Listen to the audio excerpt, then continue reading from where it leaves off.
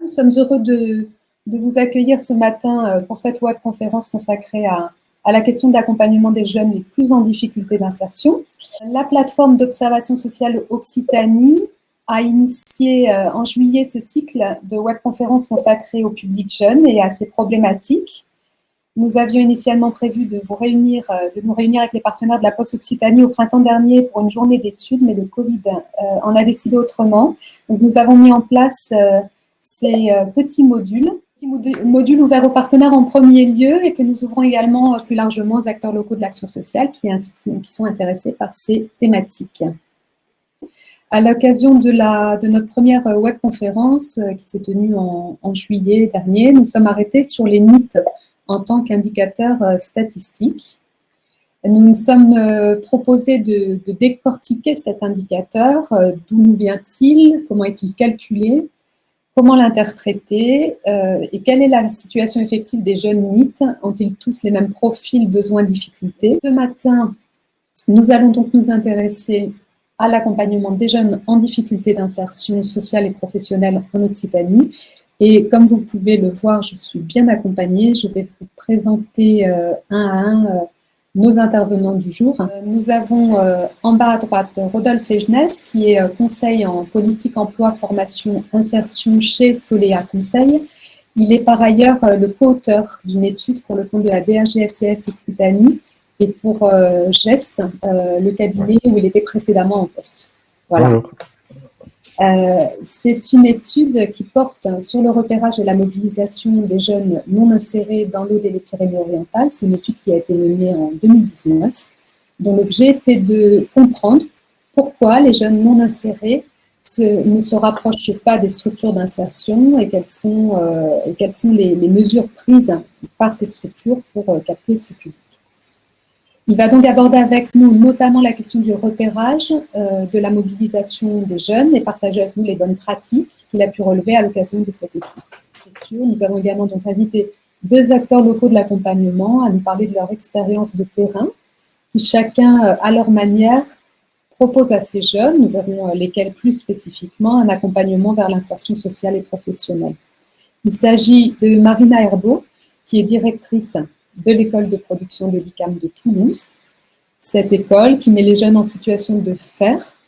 Elle accueille des jeunes de 15 à 18 ans et les forme pendant 2 ans à l'une ou l'autre de ces deux professions de l'industrie, à savoir l'usinage, le tournage-fraisage, ou la chaudronnerie, facile à dire, industrielle. Voilà. Ces jeunes bénéficient d'un accompagnement individualisé. Et Marina Herbeau nous en parlera un petit peu plus en détail. Et enfin, Sanoussi Diarra et Willy Benamou, qui sont respectivement cofondateurs délégués au développement de Rebond et coordinateurs du pôle insertion professionnelle de Rebond. Une association de mobilisation par le sport, ils auront l'occasion de vous la présenter. J'aimerais à cette occasion que nous arrêtions aussi assez largement sur la question de l'articulation des actions destinées à ces publics, de la coopération entre les acteurs. Rodolphe Egenès, je propose de commencer par un peu de sémantique, si vous voulez bien. Vous avez intitulé votre étude « Étude sur les jeunes non insérés dans l'Aude et les Pyrénées-Orientales ». On ne va pas reprendre les termes du débat de notre précédente conférence. Je renvoie les personnes intéressées à l'enregistrement vidéo. Mais très rapidement, est-ce que vous pourriez nous expliquer pourquoi vous l'avez intitulé « Jeunes non insérés » et non pas « Jeunes NEET », voire « Jeunes invisibles ». Vous abordez cette question relative à la terminologie dans votre rapport d'étude. Est-ce que vous pouvez nous expliquer? Bonjour à tous et merci de me donner la parole sur ces sujets très intéressants et sur cette étude qui a été menée donc l'année dernière. Alors effectivement, les mots ont un sens et la sémantique qui a été choisie, c'est vrai que nous on était partis pour faire une étude sur les NEET, mais en fait on s'est rendu compte que c'était pas forcément pertinent par rapport au public qui intéressait la DRJSCS, le commanditaire de l'étude, parce que finalement la catégorie de NEET, ça a été dit lors de la dernière conférence, c'est une catégorie extrêmement hétérogène. Et finalement, on a beaucoup de NEET qui sont proches de l'emploi, qui sont dans des parcours d'insertion et qui sont peut-être amenés demain, après-demain, à accéder effectivement à l'emploi, mais au moment T de l'étude ou de la mesure, ils ne sont ni en emploi, ni en formation, ni en stage, et donc sont considérés comme NEET. Et là, nous, ce qui nous intéressait, c'était les publics plus éloignés de l'emploi. Donc, on s'est dit, on va chercher une autre terminologie. On regarde dans les sciences sociales, dans les dispositifs, et on entend parler des jeunes invisibles. Bon, très bien, une nouvelle catégorie, les gens qui ne sont pas en contact. Seulement, là, c'était plus, je dirais, en termes de représentation, que ça nous posait une difficulté d'utiliser ce terme, parce que dans la notion de jeune invisible, il y a invisible pour qui ? Est-ce que c'est seulement pour l'action publique, pour les missions locales, pour l'ensemble des structures qui amènent à l'insertion ? Mais est-ce que les jeunes, ils sont vraiment invisibles de tout le monde ? Parce qu'ils sont peut-être pas invisibles vis-à-vis de leur club de sport, vis-à-vis de leurs parents, vis-à-vis de leurs copains. Et finalement, personne n'est complètement invisible. Et donc, c'est vrai que ça nous posait une difficulté d'utiliser ce terme. Et c'est pour ça qu'on est allé vers le nom de jeune non inséré, avec comme définition l'idée que c'est tout jeune qui remplit les caractéristiques du NEET et qui n'est pas en contact avec une structure d'accompagnement à l'insertion socio-professionnelle. Et donc, c'est bien à ce public qu'on s'est intéressé pour essayer de voir pourquoi finalement, alors que leur situation laisserait supposer, en tout cas dans le prisme de l'action publique, qu'ils auraient besoin d'être accompagnés, ils ne le sont pas, et comment faire pour essayer de les amener vers une démarche d'insertion socio-professionnelle. Vous avez mis en évidence des solutions et des leviers en vue d'améliorer le repérage, la mobilisation et l'adhésion des jeunes les plus éloignés de l'insertion sociale et professionnelle, ceux qui ne sont pas touchés traditionnellement par les structures d'insertion. Est-ce que maintenant vous voulez bien nous indiquer quelles sont-elles, quelles sont ces façons de faire un peu différentes ? Avant d'aller directement sur les solutions, et nous ce qu'on a pu observer sur les territoires, donc de l'Aude et des Pyrénées-Orientales notamment, et ainsi on s'inspire là dans la présentation aussi d'autres études qui ont été menées sur d'autres territoires et auprès d'autres publics. C'est bien comprendre que pour réfléchir à comment faire rencontrer finalement des jeunes éloignés des structures d'insertion et des structures qui proposent des parcours d'accompagnement, de suivi ou même juste des contacts avec les jeunes, il faut bien prendre en compte les deux entités. Entités au sens d'une part les jeunes et d'autre part les structures. Et que si on s'intéresse que à un seul des volets, ce qu'on entend parfois, c'est oui mais les jeunes de toute façon ils veulent pas venir, on a beau proposer une offre de service, ça marche pas. Et du côté des jeunes, oui mais de toute façon l'offre ça correspond pas à ce dont on a besoin. Si on réfléchit pas aux deux volets en même temps, on n'arrivera pas à faire correspondre l'offre de service et les besoins des jeunes.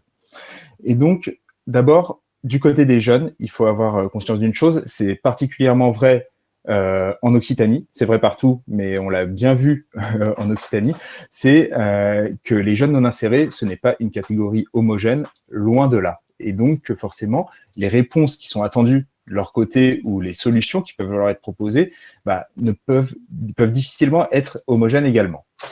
Donc, ce qu'on a vu déjà, c'est, en termes de facteurs, il y a la question du territoire. C'est pas la même chose un jeune non inséré dans un quartier politique de la ville ou dans une zone de revitalisation rurale. Forcément, c'est pas les mêmes enjeux, c'est pas les mêmes freins d'accès à l'emploi ou à la socialisation.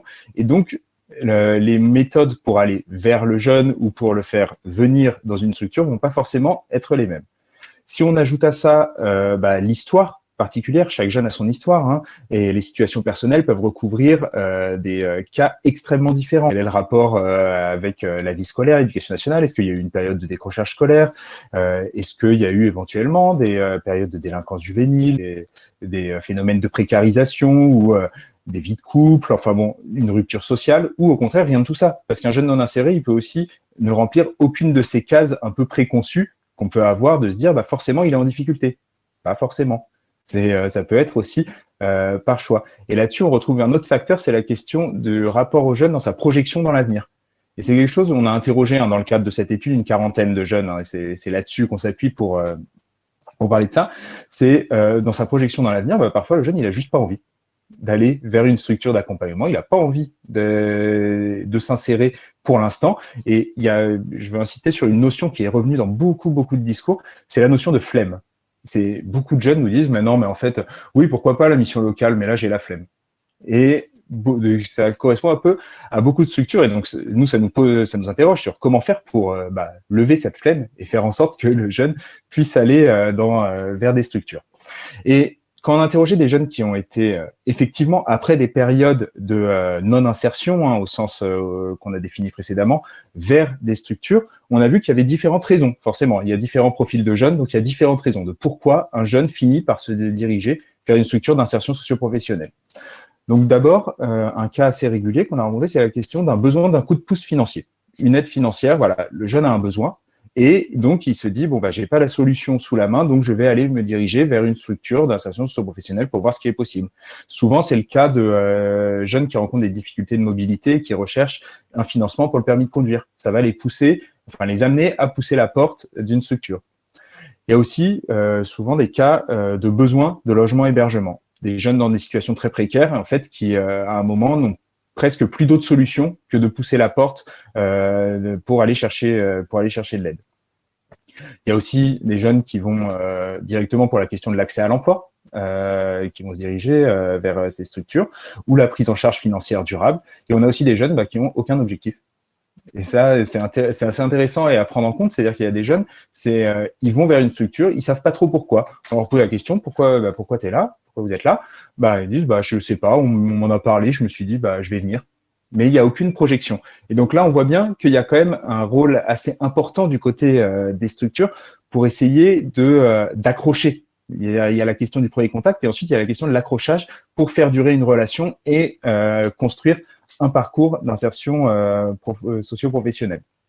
Là-dessus, je veux juste apporter une petite précision qui est largement ressortie dans cette étude, c'est sur la réponse aux besoins des jeunes de la part des structures. Il y a un peu l'idéal qui existe dans la puissance publique et dans l'offre de services qui est développée en général, il faut rentrer dans un parcours d'accompagnement. Seulement, parfois, les jeunes, ils viennent et ils ont juste un besoin ponctuel, que ce soit une réponse à une question ou une réponse à leur situation à un moment T. Et on entend parfois des discours comme oui, mais les jeunes, ils ont une vision utilitariste des structures ou des accompagnements. Ils viennent et après, ils reviennent pas. On a répondu à leurs questions. Et ce qu'il faut bien voir, et nous, ce qui apparaît au fil des échanges, c'est que ça, c'est finalement quelque chose de positif. Il ne faut pas voir la dimension utilitariste du jeune d'une structure d'insertion socio-professionnelle comme quelque chose de problématique parce qu'il ne s'inscrit pas dans un accompagnement, mais au contraire, on a répondu à sa question à un temps T, et quand il aura besoin de nous à nouveau et qu'il sera prêt à passer la porte, il aura beaucoup plus de facilité à le faire à l'avenir. Une fois qu'on a dit que les jeunes étaient très différents, ils avaient des besoins différents, qu'est-ce que ça implique pour les structures d'accompagnement socio-professionnel en termes d'adaptation de leur modalité de prise de contact? Parce que là, on parle bien de la captation, à savoir comment on rentre en contact avec les jeunes. Et donc, finalement, sur ce côté-là, tout ce qu'on a dit sur la diversité des jeunes et la diversité des besoins, ça va nous amener à 3 constats. Déjà, la multiplicité des acteurs jeunesse n'est pas forcément un frein sur un territoire. Parce que les jeunes sont différents, donc c'est souvent bien qu'il y ait des offres de services différentes. On entend souvent des discours de oui, mais il y a 50 structures sur un même territoire qui interviennent auprès du même public avec des offres de services proches et personne s'y retrouve. C'est parfois vrai, mais c'est pas forcément problématique. Ensuite, ça implique forcément une capacité forte des structures à rentrer en contact avec le bon public et donc à le cibler particulièrement et d'adapter finalement les modalités de prise de contact, de repérage aux situations du jeune. C'est pas la même chose d'aller repérer un jeune non inséré dans un quartier politique de la ville ou dans une zone de revitalisation rurale. On ne peut pas forcément mettre en place les mêmes procédés pour toucher des publics différents. Et là-dessus, c'est intéressant parce que ce qui est ressorti largement, c'est qu'il n'y a pas de méthode miracle. Ça n'existe pas, sinon je pense qu'on l'aurait trouvé, c'est pas grâce à une seule étude que ce serait apparu. Par contre, ce qui ressort, c'est que ce qui est en quelque sorte la méthode miracle, c'est l'hybridation des méthodes. Et en fait, d'utiliser plusieurs façons de parler aux jeunes et d'aller les repérer, parce que pour parler à des jeunes différents, il faut essayer de mobiliser des méthodes différentes. Et finalement, c'est ça le plus efficace, de mobiliser différents canaux pour aller chercher les jeunes. Alors, dans les différents canaux, et un peu aussi dans les bonnes pratiques qu'on a pu repérer au sein de structures de vos territoires, il y a la question de l'utilisation des réseaux sociaux. Alors, vous allez me dire, c'est assez classique d'utiliser les réseaux sociaux. Mais la vraie question, c'est quel réseau social on utilise pour quel jeune et à quel moment. Et là-dessus, c'est assez intéressant parce qu'on a vu des vraies différences de territoire. Je donne un exemple tout bête, Facebook. Sur certains territoires, on nous dit, mais Facebook, c'est pour les vieux. Les jeunes, ils disent, mais moi, j'utilise plus Facebook. Ça, c'est le réseau social de mes parents. Sur d'autres, les jeunes sont tous sur Facebook. Donc, ça implique quand même, pour les structures d'accompagnement et pour les professionnels, de bien connaître quelles sont les pratiques des jeunes sur leur territoire pour savoir quoi mobiliser pour la question des réseaux sociaux. Et en fait, c'est pas on utilise les réseaux sociaux et ça va marcher. Il faut quand même un petit travail là-dessus. Il y a la question, beaucoup de structures qui ont essayé d'adapter leurs modalités d'organisation, et que ce soit sur les prises de rendez-vous, sur les prises de contact, de mettre en place, par exemple, de l'anonymat pour recevoir les jeunes, mais en tout cas, d'essayer de pas dire on agit de la même façon pour tous les jeunes au moment de la prise de contact et de la rencontre avec les professionnels. Ensuite, et Hélène l'a évoqué rapidement, il y a la question de la mobilisation des partenaires.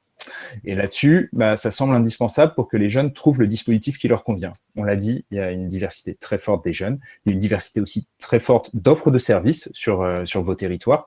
Et parfois, la première porte d'entrée qu'un jeune va prendre, c'est peut-être pas le dispositif qui lui convient dans sa situation. Et donc, ça veut dire qu'en construisant des partenariats, la personne qui va le recevoir, quelle que soit sa structure, sera sans doute plus en capacité de l'orienter vers le bon parcours d'accompagnement, vers la bonne solution qui répondra à son besoin à ce moment-là.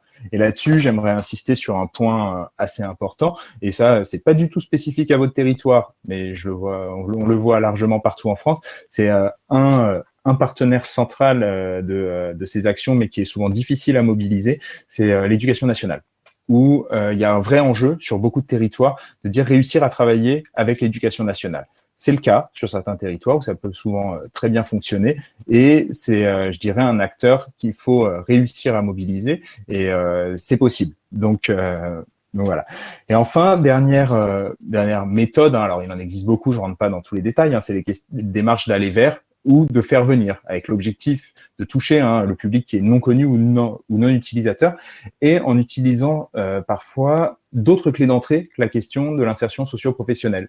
Bon, on en parlera juste après, notamment avec Rebond, qui interviendra, et de se dire, toucher un jeune, c'est peut-être pas en lui disant mais tu n'as pas d'emploi, ce n'est pas bien que ça va marcher, mais plutôt en nouant un contact, en créant une relation de confiance et en construisant ensuite un parcours individualisé et spécifique qui va être possible de l'accrocher et ensuite de construire réellement un parcours d'accompagnement socio-professionnel. Et donc, si on résume et un peu en conclusion de, je dirais, certaines préconisations, le mot est un peu fort, mais d'orientation qui serait utile à penser pour les structures d'insertion socio-professionnelle pour essayer de capter au mieux les jeunes dits non insérés. Déjà, c'est de repenser le ciblage des dispositifs d'insertion socio-professionnelle. Ce qu'on a vu aussi, j'ai peut-être pas insisté précédemment, mais c'est de privilégier un ciblage aussi large, c'est-à-dire de savoir parler aux spécifiques, mais d'avoir quand même un ciblage large. Ça peut être un peu contradictoire, mais c'est un équilibre qui va être trouvé, et de valoriser la motivation comme élément de ciblage. On a vu trop de jeunes qui se sont vus fermer la porte sur mais tu rentres pas exactement dans la case par rapport au dispositif qu'on avait prévu, donc hélas, tu vas pas pouvoir venir alors qu'il y a une motivation et qu'il y a une bonne entente. Essayer de dépasser ce cap peut être un bon moyen de réussir à capter les jeunes. Et aussi, dans l'autre sens, l'autre volet, c'est de définir le public cible et ses attentes, et que c'est à partir de là, quand on a bien compris quel public on ciblait, qu'on peut préciser une stratégie de mobilisation, et pas l'inverse, définir la stratégie de mobilisation et ensuite définir les jeunes qui correspondent. Ensuite, il y a la question de la communication, de communiquer autrement pour augmenter la visibilité des projets. Donc, on l'a dit, de cibler et de multiplier les bons canaux d'information auprès des jeunes, de privilégier une communication visuelle, informelle et non policée, si possible horizontale, de pair à pair, qui marche très bien quand on mobilise les jeunes qui parlent aux jeunes, et via des échanges instantanés. Un point important qui est apparu, de développer les contacts avec les parents. Souvent, on a l'image du jeune non inséré qui est plus en contact avec sa famille ou dont les parents n'ont pas de poids sur ses décisions. Ce n'est pas vrai. Alors bien sûr, il y aura toujours cette situation, mais on a vu énormément de cas où des jeunes qui soient décrocheurs ou non insérés, les parents ont leur mot à dire et ça peut amener le jeune dans des parcours vertueux. Donc parfois, on dit Facebook, ça sert à rien parce qu'on peut pas toucher les jeunes, mais en fait, toucher les parents peut être aussi efficace que toucher les jeunes. Ensuite, c'est forcément d'organiser, de participer à des événements pour rencontrer les jeunes dans leur environnement. On est sur des démarches d'aller vers et de partenariat à la fois, et aussi de s'interroger sur les moments de vie du jeune qui sont favorables à ce que l'information soit entendue. C'est-à-dire, parfois, on va parler aux jeunes d'un dispositif, ça ne veut pas dire qu'il va y pousser la porte demain. La question, c'est comment il va se souvenir que ce dispositif existe ou qu'il y a cette solution au moment où il en aura besoin. Et donc là-dessus, ça rejoint un peu aussi les liens avec l'éducation nationale, de pouvoir parler sur le passage en 6e, sur la fin de 3e, à la fin de terminale éventuellement, ou en tout cas de se saisir de moments clés pour faire passer de l'information sur des dispositifs, même s'il n'en a pas besoin à ce moment-là. Et enfin, le dernier grand volet, c'est la question de la mobilisation des partenaires pour construire des parcours, et donc qui paraît indispensable de collaborer avec des structures partenaires pour mieux cibler et calibrer les communications, se dire qu'on n'est pas dans un monde de concurrence finalement vis-à-vis des jeunes, mais bien de collaboration pour réussir à construire des parcours fluidifiés vers l'insertion socio-professionnelle. Et ça implique de connaître les offres de services sur les territoires, que les professionnels soient en capacité, sachent ce qui existe sur leur bassin de vie. Alors, on ne demande pas au niveau France entière, mais au moins que sur l'échelle d'intervention et sur le lieu où habite le jeune, que les professionnels de l'insertion socio-professionnelle connaissent l'ensemble de l'offre de services pour pouvoir assurer une bonne orientation et éviter ce qu'on appelle les sorties sèches d'accompagnement. Finalement, un jeune qui n'a pas accédé à l'emploi ou à la formation et dont un parcours d'accompagnement prend fin, qui ne se retrouve pas dans la situation où il était avant de rentrer dans ce parcours, mais bien qu'il puisse y avoir, même si on n'est pas sur une sortie emploi ou formation, qu'il puisse y avoir un lien avec une autre structure qui apportera autre chose. Vous parliez de contact instantané, d'échanges instantanés. D'échanges instantanés. Alors, il y a un peu de volets. Bon, déjà, ça renvoie assez rapidement à la messagerie WhatsApp, qui est un vecteur de communication très important avec les jeunes et bien plus que Facebook ou d'autres, même si aujourd'hui Snapchat et Instagram commencent aussi à prendre un peu le dessus. Et l'autre volet, c'est cette notion d'instantanéité qui est assez importante. Alors, est-ce que c'est une évolution de la société? Est-ce que c'est une culture actuelle? Je saurais pas le dire. Par contre, le fait est que le constat, on a pu le poser, c'est pour capter des jeunes, il faut leur répondre très vite. Quand on accroche et quand il y a un jeune qui suscite un intérêt, si on attend 3-4 jours, on a toutes les chances de le perdre. Et cette réaction instantanée est vraiment une condition importante de réussir pour transformer la captation en adhésion. Sinon, et on le voit entre les structures d'insertion qui disent après un premier contact, rendez-vous dans la journée ou le lendemain, et celle où rendez-vous dans une semaine, on voit une différence fondamentale dans ce qu'on appelle le taux d'intégration, c'est-à-dire le rapport entre le nombre de contacts et le nombre de personnes qui vont effectivement rentrer dans un parcours d'insertion socio-professionnelle. On a une première question d'Anne Saboulet de la DRJSS Occitanie qui vous demande pourquoi l'usage des réseaux sociaux serait-il territorialisé? Alors c'est une très bonne question. Je ne vous cache pas que j'ai pas trouvé d'informations claires là-dessus, ni d'études. En l'occurrence, c'est vraiment du constat. Et là-dessus, le constat qu'on a fait, c'est que Facebook était très peu utilisé par les jeunes dans les grandes villes, enfin dans les métropoles ou dans les villes, et que dans les zones rurales ou villages, il était plus utilisé par les jeunes. Je ne saurais pas vous dire pourquoi. Là, c'est vraiment de l'observation de terrain ou sur les territoires sur lesquels on allait. Et ça a été le cas à la fois dans l'Aude et les Pyrénées-Orientales, mais on a vu le cas aussi dans d'autres études que nous avons menées en Guadeloupe, par exemple, où j'ai pas mal travaillé sur l'insertion des jeunes, où il y avait le même phénomène finalement de communauté de la même façon. Et de communauté d'usage où si Facebook est en vogue auprès des personnes populaires sur un territoire, dans un lycée ou autre, tout le monde va y être, et à l'inverse, ça ne va pas être le cas. Et à la fois, ça évolue très vite. Exactement, il y a une nécessité. Ça demande à...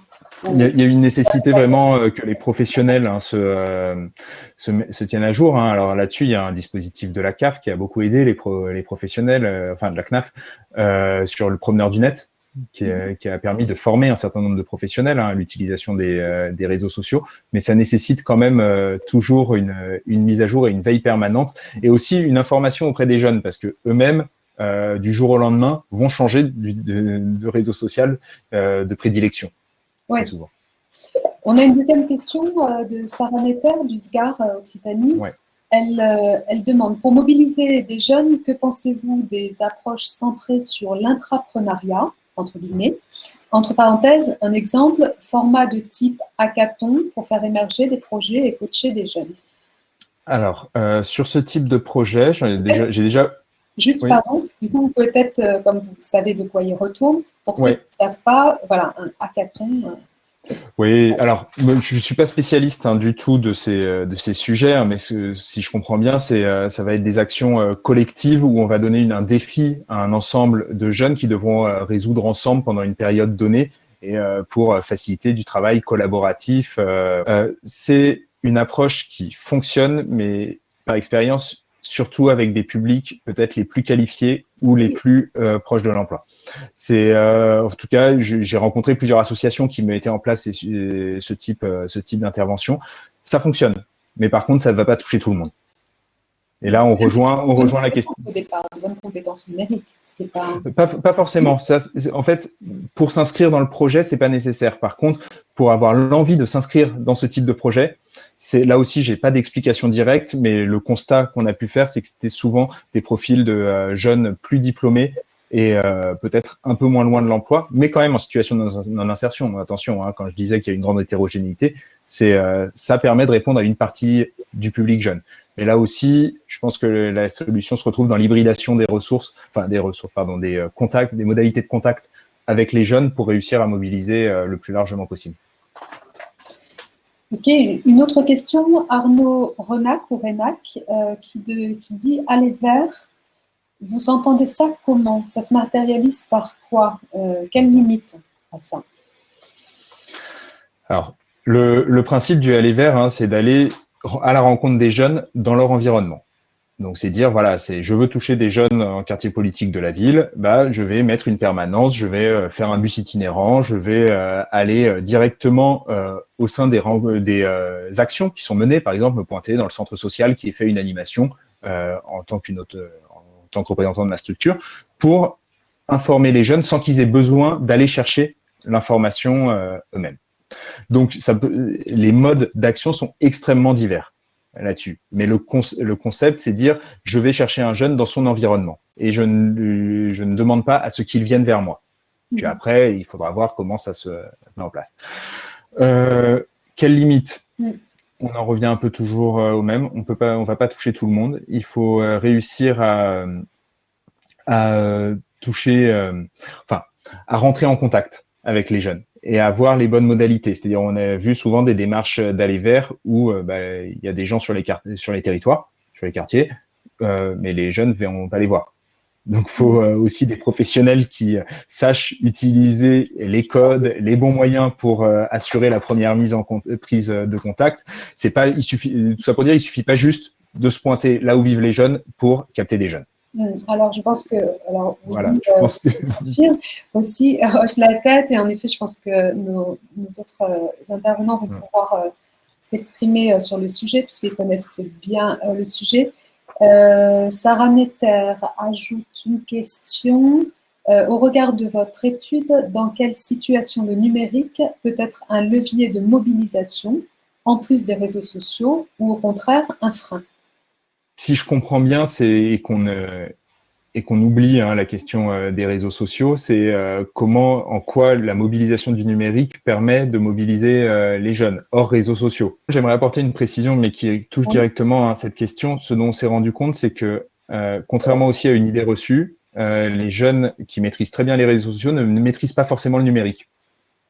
Et que souvent on se dit c'est des jeunes, ils passent leur journée devant sur leur téléphone, sur leur ordinateur, donc il n'y a pas de souci sur le numérique. C'est pas vrai. Écrire un mail, faire un document Word, c'est pas du tout la même chose que parler sur WhatsApp ou faire un post Facebook ou mettre une story sur Snapchat. Sarah nous confirme que c'est bien ça qu'elle entendait. C'est bien ce que sinon vous l'avez pas formulé.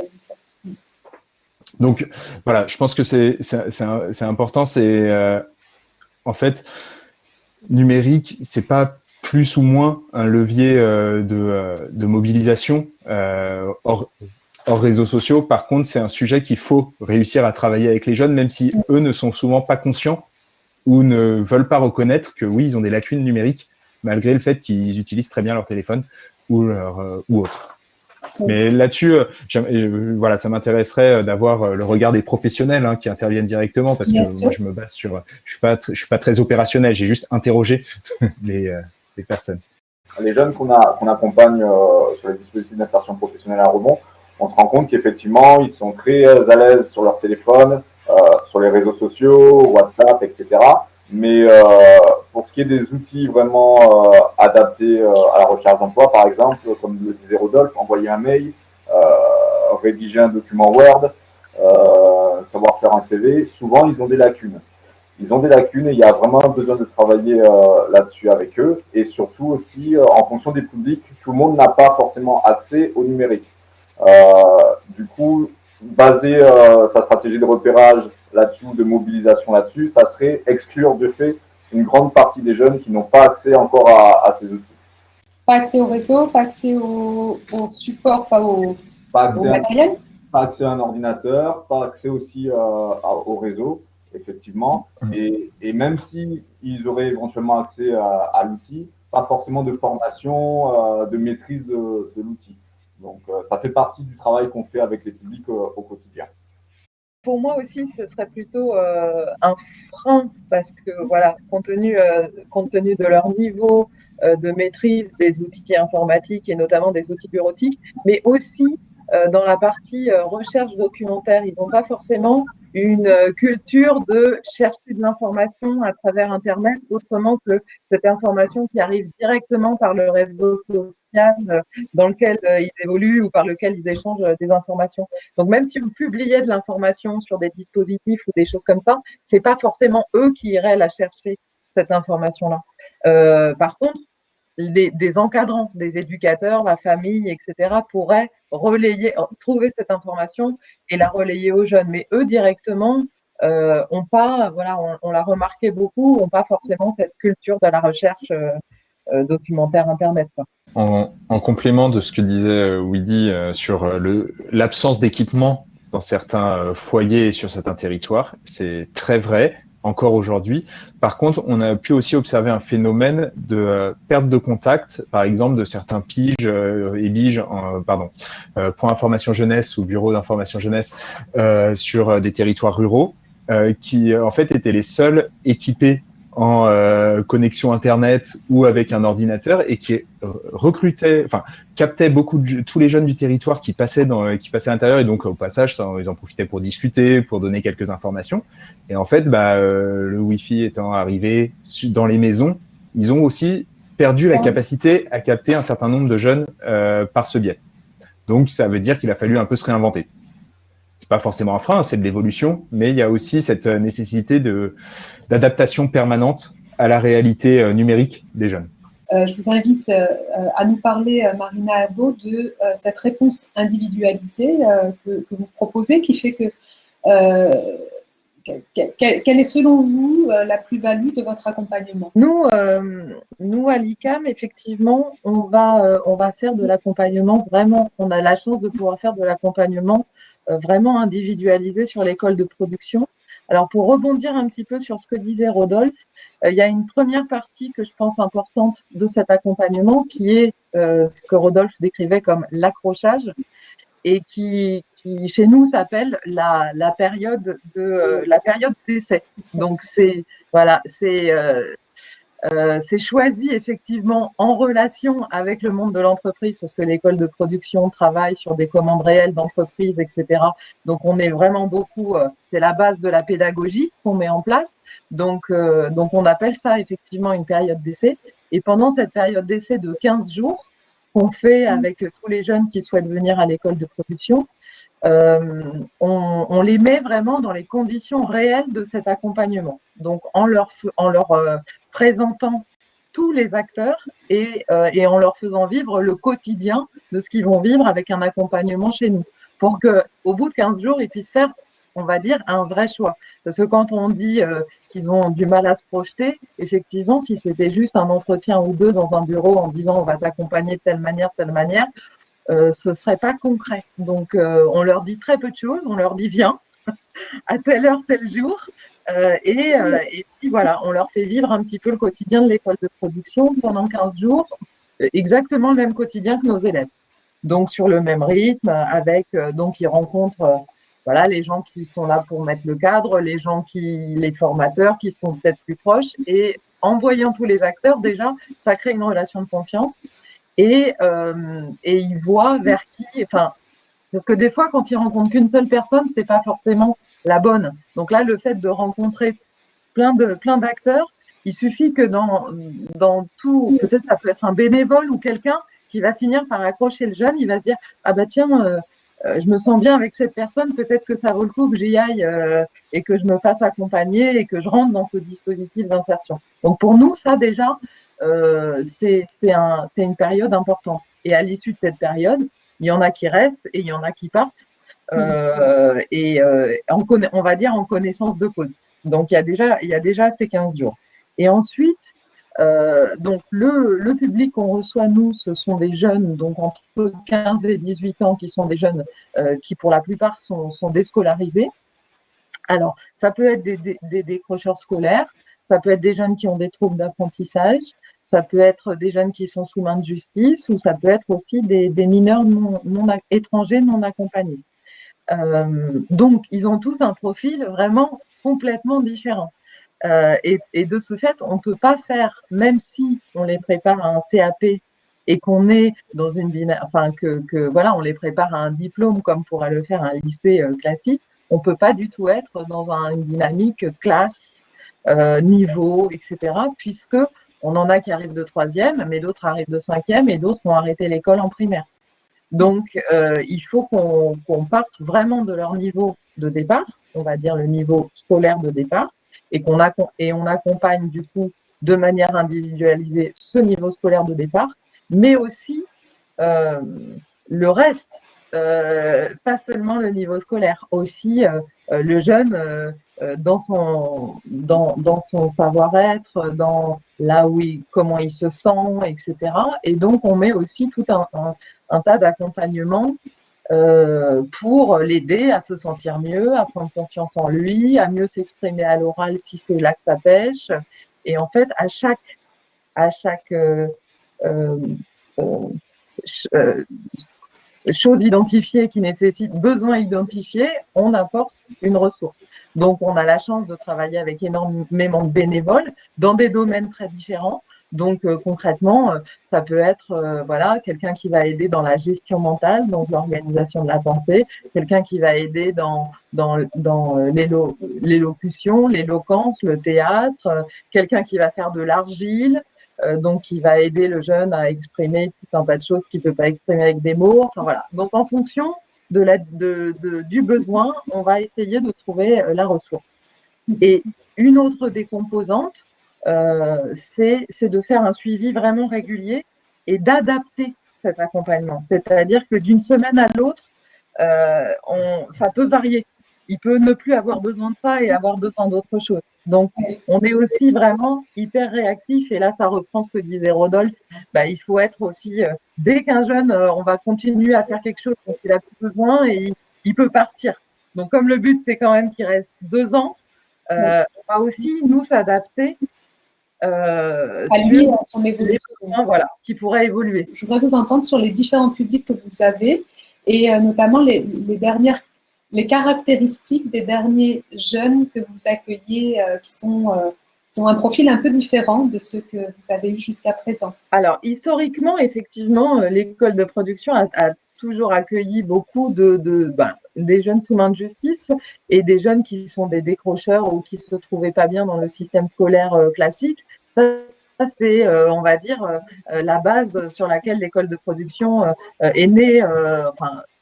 En tout cas, ici à Toulouse, c'était vraiment notre public cible. Puis, en fait, il évolue aussi en fonction de la société et de ce que la société aussi génère comme difficulté ou comme exclusion sociale. Donc, on a eu effectivement, il y a quelques années, beaucoup de mineurs non accompagnés. Donc là, il fallait vraiment répondre à cette nouvelle demande. Donc là aussi, il a fallu s'adapter, faire des cours de FLE. On a dû aussi toucher nos limites parce que c'est vrai que comme on fait un métier technique, on s'est rendu compte qu'on ne pouvait pas accueillir des jeunes qui n'étaient pas alphabétisés parce que sinon, en 2 ans, on n'y arrivait pas et on retombait dans une situation d'échec et là, c'était pas possible. Donc, il a fallu trouver effectivement des relais sur la partie alphabétisation. Après, on continue à prendre des jeunes, mais qui ont au moins un petit niveau de français langue étrangère. Et puis récemment, et donc on a effectivement eu beaucoup de jeunes comme ça dans les 4-5 dernières années. Et puis, depuis 2 ans, on a de plus en plus de jeunes avec des troubles d'apprentissage. Donc, des jeunes qui sont dysphasiques, dyslexiques, dysorthographiques, voilà, et qui finalement quittent petit à petit le système scolaire classique parce que du coup, c'est trop difficile, donc ils décrochent et ils cherchent une autre solution. Donc voilà, ils viennent aussi. Et donc là, on n'était pas non plus formés. Donc on est accompagné par l'ASEI, par les associations qui encadrent ces jeunes, qui elles aussi sont un peu et cherchent des solutions et des structures qui peuvent accueillir. Après, on n'est pas un établissement spécialisé ou un institut spécialisé, c'est pas notre métier, donc il faut bien être sûr que avec les ressources extérieures, on va quand même réussir à le faire. Si c'est au-delà de ce qu'on est capable de faire, il faut aussi qu'on puisse le reconnaître. Mais là, cette année, on a effectivement accepté des jeunes avec ce type de troubles, et puis pour l'instant, ça fonctionne très bien. Je vais interpeller Rebond sur cette question, Sanoussi Diarra. C'est des publics, vous voyez aussi chez Rebond cette évolution? On rencontre souvent en amont, notamment dans les actions éducatives et sociales qu'on met en place dans les QPV, dans les quartiers politiques de la ville et dans les structures spécialisées qui accueillent des jeunes qui relèvent de troubles mentaux, de troubles psy parfois. Donc voilà, on n'est pas étonné par ces problématiques-là. Chez les adultes, un peu moins, mais ça me renvoie quand même à ce qu'on appelle parfois pudiquement les freins périphériques à l'emploi.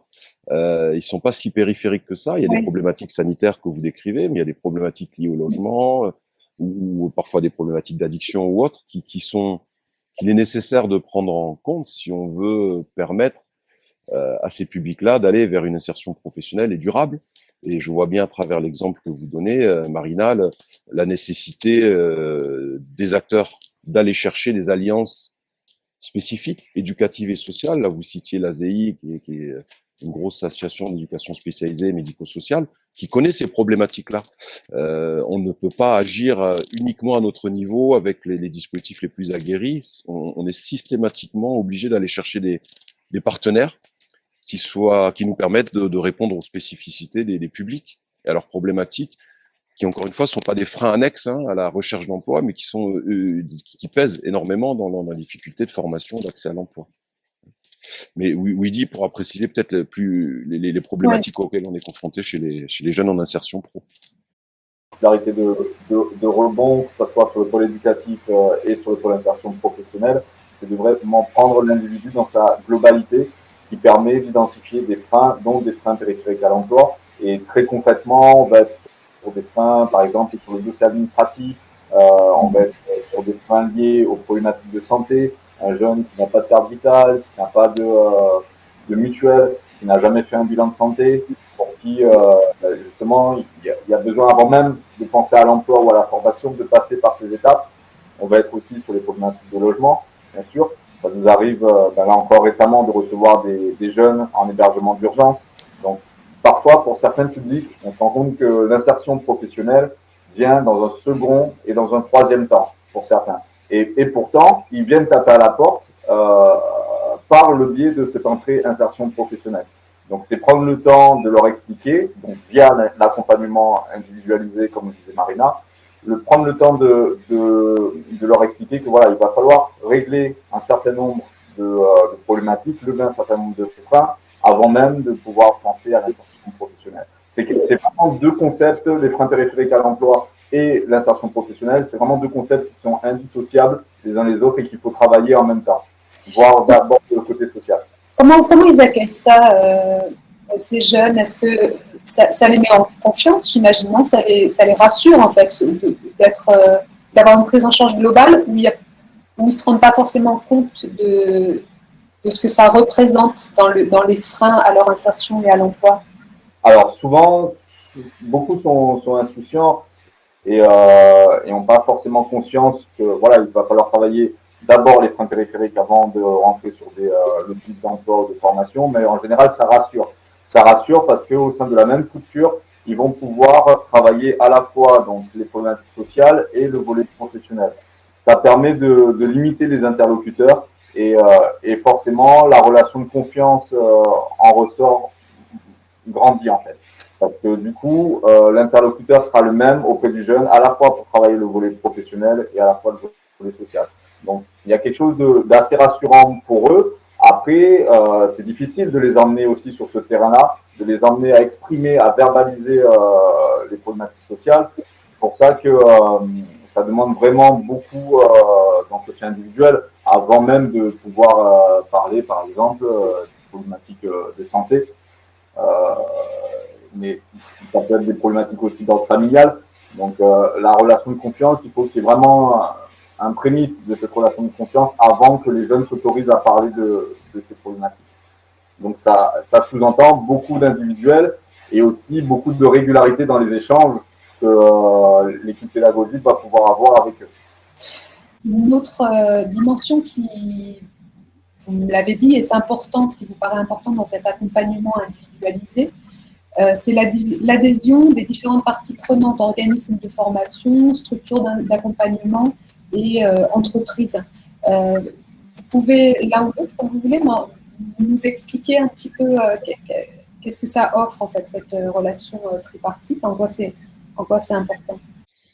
Alors, je sais pas, juste sur peut-être un dispositif effectivement qui s'adresse à des publics un peu moins éloignés de l'emploi, hein, qui sont déjà remobilisés, qui sont déjà engagés dans un parcours d'insertion et qui sont vraiment en recherche d'emploi. Effectivement, on a eu l'occasion de travailler avec les entreprises d'une part parce qu'on s'est aperçu qu'il y avait des filières professionnelles dites en tension, c'est-à-dire qu'elles recrutaient, elles avaient des besoins rapides de recrutement, que c'était intéressant de nouer une pratique de dialogue avec elles parce qu'elles avaient parfois des représentations un peu erronées sur les publics en insertion et notamment celles des territoires prioritaires, hein, qui sont les quartiers politiques de la ville ou les zones de revitalisation rurale. Et que notamment, lorsqu'elles avaient des expériences de recrutement de publics en insertion, elles constataient souvent une forte volonté de s'insérer, d'apprendre et puis une vraie montée en compétences sur les compétences techniques, mais parfois un manque de savoir-être. Et ce qu'on appelle de savoir-être professionnel, en tout cas par rapport aux entendus de l'entreprise, ce qu'on peut appeler soft skills. Bon, c'est des choses qu'on a pu travailler, donc identifier les besoins des entreprises, travailler avec un organisme de formation qui est spécialisé sur des compétences techniques. On l'a fait dans différents métiers, hein, le service à la personne, l'industrie, l'électricité, et co-construire ensemble un accompagnement qui permette aux bénéficiaires du parcours de développer des compétences techniques, mais aussi des compétences transversales, des savoir-être, et de générer de la confiance, parce que c'est important quand on arrive dans un milieu qui est nouveau tel que l'entreprise. Voilà, ce qui permet, en lien toujours avec le service public de l'emploi, parce qu'on a bossé aussi sur ce type de dispositif avec Pôle emploi, la mission locale, hein, vraiment d'avoir une pratique de dialogue qui réponde et aux besoins des publics et aux besoins de l'entreprise. Et on trouve que c'est important aussi, en tout cas pour les publics les plus proches de l'emploi, de s'intéresser à la manière dont les entreprises sont en capacité de les intégrer. Voilà. Donc c'est un dispositif qu'on a appelé PERF, mais qui fonctionne bien et c'est une pratique qui est généralisée parce que de manière générale, nous, et Woody pourra l'illustrer un peu plus précisément, on fait venir les entreprises dans nos locaux pour pouvoir créer aussi des dialogues, que ce soit sur des présentations de métiers ou des récits de parcours professionnels ou d'expériences de vie avec les publics. Okay, alors pour expliquer aussi cette relation qu'on a avec les entreprises, par exemple, en début de semaine, nous avons eu la chance de recevoir la DRH Sud-Ouest de Vinci France, qui s'est accordé du temps pour venir sur une matinée faire des simulations d'entretien avec les bénéficiaires et aussi pour échanger simplement avec eux sur voilà le monde de l'entreprise, les codes à adopter, la posture professionnelle aussi à adopter. Et ça, c'est vraiment important parce que nous, on les a au quotidien. Donc, au bout d'un moment, le discours a moins d'impact venant de l'équipe pédagogique que s'il est énoncé par voilà, le représentant d'une entreprise qui incarne vraiment le monde de l'entreprise. Du coup, il y a beaucoup plus d'impact d'entendre voilà, que quand on est dans une entreprise, il faut savoir être ponctuel, il faut savoir prévenir quand on a du retard. Il faut savoir aussi, à un moment donné, se dépasser quand on a des missions qui ne plaisent pas forcément. Donc, le fait de pouvoir faire intervenir des entreprises dans le parcours renforce le discours qu'on tient avec eux au quotidien. Et ensuite, je vais rebondir sur la partie accompagnement et la coopération avec les autres acteurs de l'insertion. Par exemple, quand un conseiller mission locale nous oriente un jeune sur un dispositif, que ce soit pas ou démarche-toi. C'est vraiment une richesse d'avoir ce lien constant avec le conseiller mission locale parce que ça cadre le jeune quelque part. Le jeune a vraiment ce sentiment d'être suivi et d'être accompagné par plusieurs acteurs qui se soucient de sa problématique socio-professionnelle et qui sont mobilisables à tout moment. Donc ça permet vraiment de ne pas perdre des informations, ça permet aussi les diagnostics partagés sur la situation du jeune et aussi ça permet également, si jamais au bout de l'accompagnement on n'arrive pas à trouver quelque chose qui correspond aux jeunes, que ce soit un emploi, une formation, de travailler une passerelle avec le conseiller mission locale pour prendre la suite. Donc la coopération des acteurs sur les publics qui sont orientés, c'est vraiment quelque chose d'important parce que ça offre un stage sécurisant pour les jeunes. Et d'ailleurs, c'est une des limites, je vais dire, du aller vers, parce que voilà, quand on fait du aller vers, ça va permettre de repérer des publics qui ne sont pas forcément suivis par des institutions, et ce stage sécurisant, il va falloir le créer quelque part. Alors que quand c'est une prescription institutionnelle, on sait que voilà, il y a le conseiller mission locale, il y a l'éducateur de la PJJ, donc il y a un dialogue qui démarre et un suivi qui est renforcé. Alors, on a une question, mais je la laisse de côté, je la vois, de Dominique Malher qui vous est posée à l'équipe de Rebond. Je voulais simplement, avant de répondre à cette question, interroger Marina Herbault également sur les relations que l'ICAM entretient avec les entreprises. Et à l'ICAM, vous proposez des formations diplômantes, un CAP, sur de formation dans l'industrie, sur des métiers en tension. Là, il y a une évidence, on va dire, dans le fait que les entreprises adhèrent parce qu'elles trouvent chez vous des gens formés et accompagnés. Ils viennent juste pour ça ou, enfin, dans le sens où est-ce qu'il y a autre chose qui les motive? Est-ce qu'il y a une motivation sociale de la part de ces entreprises? Oui, alors effectivement, nous, on a déjà beaucoup de contacts avec les entreprises puisqu'on produit pour des entreprises. Donc, on a des commandes, donc on a des clients et on a des fournisseurs. Donc, on a déjà, et ces clients et ces fournisseurs choisissent aussi de faire, d'être nos clients et nos fournisseurs, pas seulement parce que, pas parce qu'on a des prix ou des délais intéressants, parce qu'en fait, on n'a ni prix ni délai intéressant, mais on a effectivement des jeunes et on fait de la formation. Donc, il y a déjà tout ce parc d'entreprises qui nous donne des commandes depuis très longtemps parce qu'ils croient au faire pour apprendre et qui pensent que c'est déjà très important de travailler de cette manière-là et d'accompagner les jeunes sur aussi la partie, comme disait Sanoussi, la partie soft skills, savoir-être, parce qu'ils savent qu'à l'école de production, on va aussi travailler là-dessus. Donc, on a déjà ces entreprises-là. Je vous parlais aussi d'une entreprise qui, depuis des années, nous prend tous les jeunes, que ce soit en usinage et en chaudronnerie, une semaine en stage d'observation, enfin en stage dans son entreprise. C'est pas une entreprise d'usinage ni de chaudronnerie, mais juste voilà, il propose des stages pour que le jeune soit habitué au monde de l'entreprise, fasse une découverte, travaille un peu aussi voilà, tout ce qui est justement savoir-être dans l'entreprise. Et ça, il le fait depuis des années. Voilà, il fait 40, 50 conventions de stage d'une semaine. Et pour chaque jeune, et juste parce qu'il se dit, c'est bien que. Et là, il n'en retire rien, puisqu'en plus, ce n'est pas sur un métier de l'usinage et personne ne va travailler chez lui après. Et en plus, on ne lui vend rien. Donc du coup, non, il le fait vraiment pour une volonté de s'impliquer dans le projet. Après, il y a aussi beaucoup d'entreprises qui nous versent, par exemple, la taxe d'apprentissage parce qu'ils savent que ça va nous permettre d'acheter des équipements et qui choisissent de la verser là parce que voilà, socialement, c'est un projet qui les intéresse.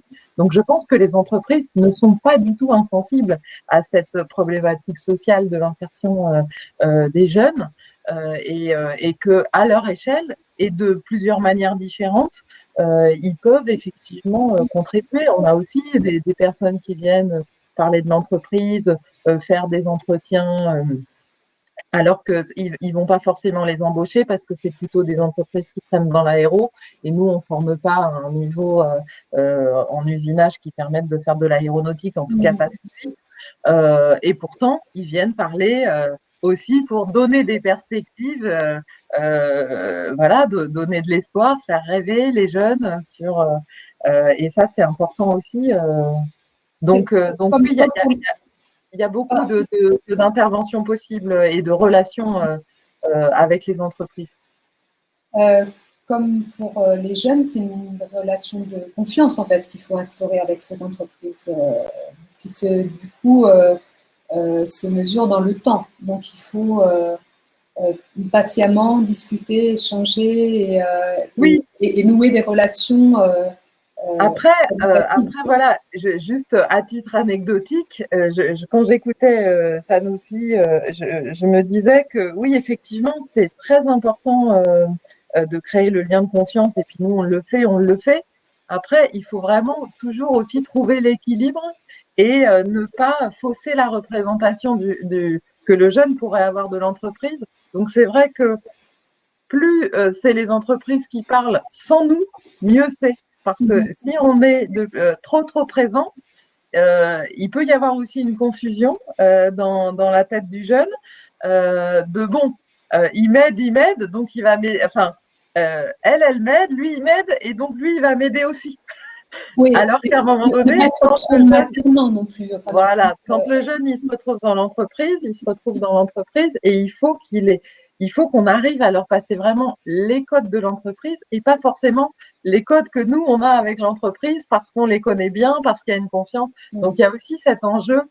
C'est pas simple aussi pour le jeune de leur lâcher la main et non plus de trouver leur place. Et là, je peux donner un exemple très concret parce que ça m'est arrivé par téléphone il y a 2 jours. Donc, un de nos bénévoles connaissait une entreprise qui a embauché 2 de nos jeunes. Et donc, ça, c'était super. Le bénévole s'est beaucoup impliqué dans, comme c'était pas sur Toulouse, l'installation des jeunes à côté, etc., sur un logement temporaire à côté de l'entreprise. Et puis après, ils sont allés dans l'entreprise et dans l'entreprise, ils ont mis la pression à tout le monde pour que les gens de l'entreprise les aident à trouver un logement. Parce que voilà, il n'y avait plus le bénévole qui était là. Donc, maintenant qu'ils étaient là, il fallait qu'on les aide à trouver un logement. Et du coup, forcément, ça a faussé la relation tout de suite d'entrée de jeu avec l'entreprise. Donc bon, après, on a rattrapé le coup, mais ça peut après avoir des conséquences. Donc tout ça, c'est subtil. Oui. Cette anecdote laisse penser aussi que, comme disait Sanoussi tout à l'heure, ce sont des freins dits périphériques qui ne sont pas si périphériques que ça. Parce que eux, les jeunes, là, ont bien vu l'importance à ce moment-là d'avoir un logement, quitte à aller mettre dans le coup l'entreprise pour les arranger sur cette question-là également. Oui, absolument. Rebond, on n'en a pas parlé, c'est vrai, pas beaucoup, pas assez, mais à une spécificité, c'est la pratique, la mobilisation par le sport, notamment par la pratique du rugby. Dominique Malherbe demande en quoi le sport serait-il un élément facilitateur? Alors, le sport, c'est vraiment un outil pour l'insertion pro et même pour l'éducatif. C'est faire du sport à des fins de. Donc là, on est sur des fins d'insertion professionnelle, mais il y a vraiment 4 éléments. D'abord, le sport permet de créer une dynamique de groupe. La dynamique de groupe, c'est un élément qui est central dans nos accompagnements. Par exemple, PASS, c'est un accompagnement qui dure 4 mois maximum, dans lequel le jeune n'est pas rémunéré. Donc, le sport va vraiment permettre de créer une dynamique entre les participants, et c'est cette dynamique qui va permettre de fidéliser les bénéficiaires, et c'est parce qu'il va créer des liens avec ses pairs qui va s'inscrire dans un accompagnement qui sera relativement long de 4 mois. Ensuite, ça permet d'offrir un cadre ludique dans lequel on va travailler la recherche d'emploi, de formation, la levée des freins périphériques, mais pas que. Je suis encore relativement jeune, je suis passé récemment par la recherche d'emploi également, donc je sais à quel point ça peut être démoralisant, anxiogène, dur d'être dans cette période de recherche d'emploi. Donc à un moment donné dans le parcours, il faut être en capacité de faire un pas de côté et d'avoir des temps un peu plus ludiques qui vont être partagés entre les bénéficiaires et l'équipe pédagogique. Donc les ateliers sportifs permettent ça. On a également un séjour sportif qui est organisé en chaque début d'accompagnement qui permet d'offrir un espace un peu inédit pour les jeunes. On part à 1 heure de Toulouse, mais on fait des activités qu'on n'a pas forcément l'occasion de faire à Toulouse. On va faire de l'escalade, de la via ferrata, du canoë. Donc c'est vraiment une expérience un peu inédite pour les jeunes, un temps informel qui va permettre de créer des liens entre les jeunes et aussi entre jeunes et équipes pédagogiques. Donc à un moment donné, c'est le sport comme cadre ludique qui va permettre de se décentrer de la recherche d'emploi ou de formation. Ensuite, on a bien sûr, comme le disait Sanusi, le travail des soft skills. Pour nous, le sport, c'est vraiment un outil qui va être vecteur des compétences comportementales.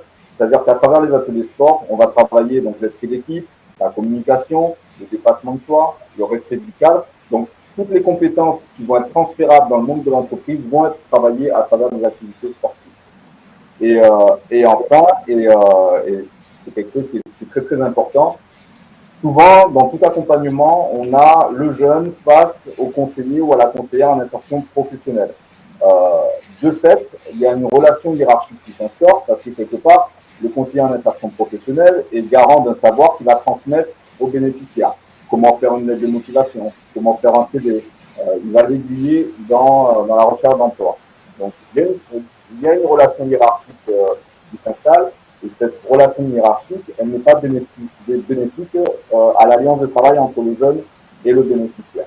Le sport permet au CIP, donc au conseiller en insertion professionnelle, de participer aux séances de sport et de se retrouver sur le même pied d'égalité que le jeune. Parce que souvent en sport, on va observer que le jeune a plus de facilité que le conseiller en insertion pro. Parfois, il va même l'aider. Donc, la relation qui était hiérarchique au départ permet d'être transversale. Ils sont sur le même pied d'égalité. Et ensuite, quand ils se retrouvent en salle, la relation change. On n'est plus sur un rapport hiérarchique, on est vraiment sur un rapport horizontal qui va venir favoriser la coopération entre le CIP et le jeune. Globalement, le sport permet au CIP et aux jeunes de créer des liens qu'ils n'auraient pas forcément l'occasion de créer uniquement avec des ateliers en salle. Et ce sont ces liens qui vont renforcer l'efficacité de l'accompagnement. Je me permets Willy, de rajouter que on parlait de captation des publics. Le fait d'avoir une offre d'accompagnement qui soit centrée autour du sport, ça interpelle un certain nombre de jeunes qui n'iraient pas sur des dispositifs d'insertion professionnelle classiques, mais qui sont intéressés parce qu'ils aiment le sport, que ce soit une pratique libre, regarder à la télévision, ou parce qu'ils sont pratiquants en club. Ils y voient quand même un domaine de commun, on va dire, avec pour qu'ils puissent rentrer de manière volontaire, avec un intérêt, on va dire, dans le dispositif. Donc, ça contribue vraiment de l'attractivité du dispositif. Il faut préciser qu'on est sur du sport, mais on est surtout sur l'activité physique. C'est-à-dire qu'on a eu des sessions avec des personnes un peu plus âgées. Et effectivement, une personne de 45, 50 ans, mais c'est un peu plus difficile de se projeter sur des pratiques sportives traditionnelles. Donc, on adapte bien sûr les activités physiques en fonction des publics qu'on a. D'accord. Une autre question globale, celle-ci, qui vous est posée à vous tous, de Mathieu Ferrard de la Directe, qui dit, mis à part le décloisonnement, entre guillemets, des dispositifs, des acteurs et la problématique des moyens, quelle devrait être la priorité de l'action publique pour favoriser l'insertion des jeunes? Non, parce que forcément, hein, si on avait la réponse, ce serait beaucoup plus facile. Et puis, j'ai envie de vous dire, il y a forcément un petit côté un peu partisan dans une réponse comme celle-là, parce que chacun va voir des leviers en fonction de son prisme de lecture, de la situation des jeunes. Donc, il n'y a pas de réponse idéale. Pour apporter quelques éléments, je pense qu'on a beaucoup parlé de freins périphériques qui sont loin d'être périphériques sur l'accès à l'emploi. Et je dirais que pour favoriser l'insertion des jeunes, c'est donner les moyens à chaque jeune de ne pas avoir à se préoccuper de ces difficultés-là. Déjà, ce serait un premier pas pour se projeter vers l'insertion professionnelle, qui est un peu le deuxième échelon finalement. Autre volet, ça apparaît de plus en plus dans les dispositifs, c'est-à-dire que je pense qu'il y a quand même eu une évolution de l'action publique ces 3, 4, 5 dernières années qui est assez intéressante sur le volet formation des jeunes. Je pense au plan d'investissement dans les compétences qui a essayé de dire on va essayer de faire monter en qualification toute une classe d'âge de jeunes avec l'idée de former 1 million de jeunes sur 5 ans.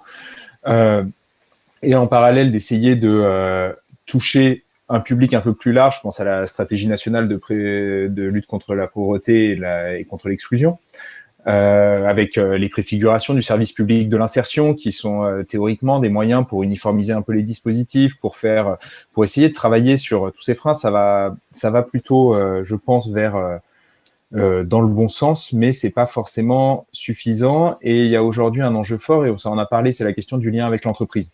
L'insertion, si on parle d'insertion professionnelle, parce que l'insertion socio-professionnelle, forcément, c'est un peu plus large. Mais par rapport à la situation des jeunes, on ne peut pas demander à un jeune très éloigné de l'emploi d'arriver dans l'entreprise classique, entre guillemets, directement. Il y a une nécessité de SaaS, d'apprentissage des soft skills, des savoir-être en entreprise. Ça a été largement évoqué. Et aujourd'hui, ces SaaS, ils existent théoriquement, mais souvent, ils sont pas trop pour les jeunes. On est plutôt sur d'autres publics.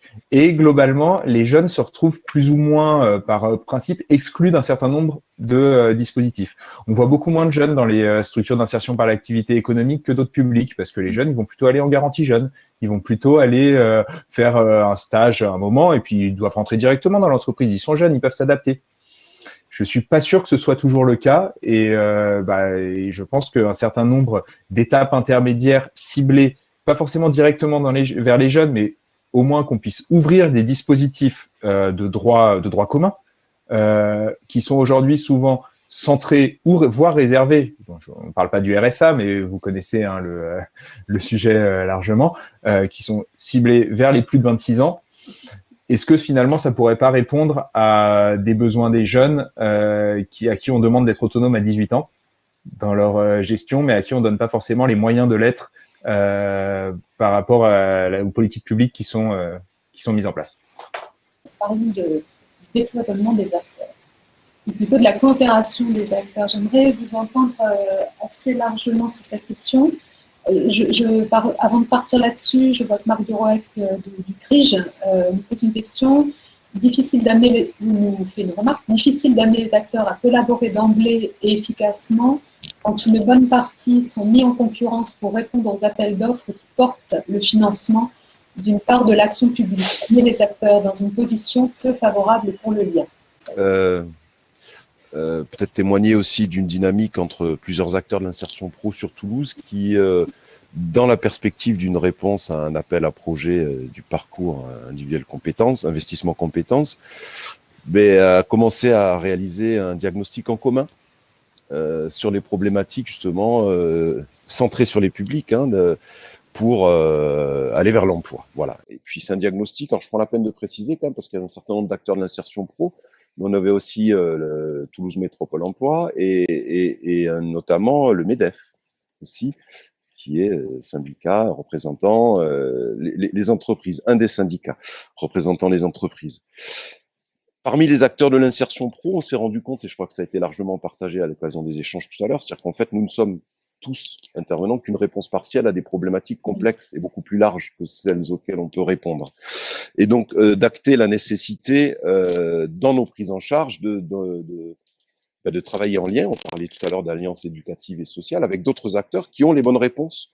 Et c'est à ce prix-là, en fait, qu'on peut construire, alors même si les parcours ne sont pas systématiquement des parcours. Parfois, vous le disiez tout à l'heure, Rodolphe, on va sur des réponses très très ponctuelles et instantanées, mais en tout cas, pour construire un parcours sans rupture et en cohérence, il y a une nécessité de mettre les acteurs qui interviennent chacun à leur niveau en synergie. Et ça suppose des pratiques de dialogue, des temps de coordination et la capacité à aller au-delà des logiques, effectivement, qui sont évoquées dans la question, des logiques de concurrence potentielle entre acteurs. Avant de revenir sur la question des concurrences, juste pour vous dire que le diagnostic finalement a été réalisé avec cette grande diversité d'acteurs et aboutit à la conclusion, qu'il fallait co-construire en tout cas à plusieurs des modalités d'accompagnement partagées et cohérentes des publics. Et on continue à y travailler parce qu'on n'a pas obtenu de financement en ce sens, mais en tout cas c'est une volonté farouche de notre part.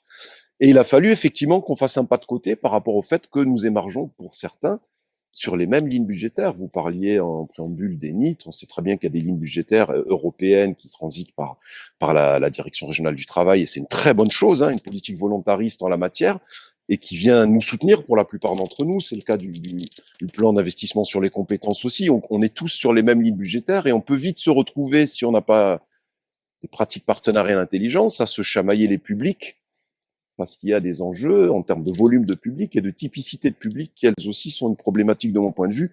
Vous l'évoquiez tout à l'heure, Rodolphe, voilà, comment entreprendre un territoire et finalement et conduire un certain nombre de jeunes parce qu'ils ne rentrent pas exactement dans les cases des appels à projets. Ça, c'est une réalité. Mais les logiques de concurrence, moi, je pense qu'on est en capacité de les transcender et ça suppose peut-être d'élargir le cercle du dialogue aux acteurs publics pour leur faire remonter ces éléments-là qui sont pas, je pense, voulus, hein, mais qui sont une incidence évidente, en tout cas, sur les acteurs à l'échelle d'un territoire. Voilà, je m'arrêterai là. Je sais que vous avez d'autres choses à dire, mais voilà, et juste finir sur un plaidoyer de l'intérêt de travailler effectivement et de co-construire des modalités communes d'accompagnement par groupe d'acteurs, y compris en élargissant aux entreprises, aux représentants des entreprises, je pense en particulier aux représentants de branches, qui font de leur côté des travaux de l'ordre de la gestion territoriale des emplois et des compétences, gestion prévisionnelle des emplois et des compétences, et qui nous disent beaucoup de choses sur les besoins qu'ils ont et qui peuvent nous aiguiller sur comment y répondre collectivement. Pour pas compléter, hein, mais moi c'est plus de l'expérience de ce que j'ai observé sur les territoires que le vécu en tant qu'opérationnel. Je rejoins tout à fait hein, ce qui a été dit par Sanoussi, avec l'idée en complément de l'importance de l'échelon local au niveau du travail. C'est-à-dire que réfléchir à un jeune, il est inscrit dans un bassin de vie. Souvent, quand il est éloigné de l'insertion socio-professionnelle, il n'a pas une mobilité excessive qui lui permet d'accéder à des offres de services qui peuvent être potentiellement loin.